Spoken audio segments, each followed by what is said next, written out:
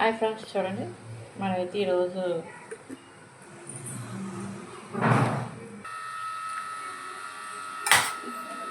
ఇలా బాగా రోస్ట్ చేసుకోవాలండి. ఆయిల్ డీప్ రోస్ట్ టర్న్ చేసుకుంటూ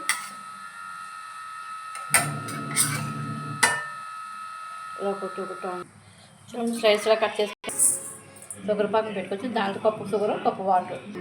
చూడండి, కొద్ది కప్పు వాటర్ కూడా వేసుకొని పాకం పెట్టచ్చు. ఫస్ట్ చూడండి, పాకంలో మనం ఫ్రై చేసుకున్న బ్రెడ్ పీసెస్ అన్ని వేసేసుకోవాలండి. ఇలా షుగర్ గీల్చేస్తుంది, ఇలా మెల్ట్ అవుతుందండి బ్రెడ్. చూడండి, మన బాదం పెక్కలు, జీడిపెక్కలు ఫ్రై.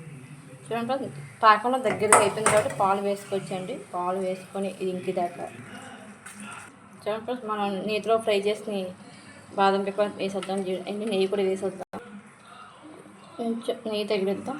కొంచెం మెజర్మెంట్ కుదరకపోతే కానీ ఫ్రెండ్స్ ఇది దగ్గరికి వేయడానికి కొంచెం మంచి షుగర్ వేసుకొచ్చండి.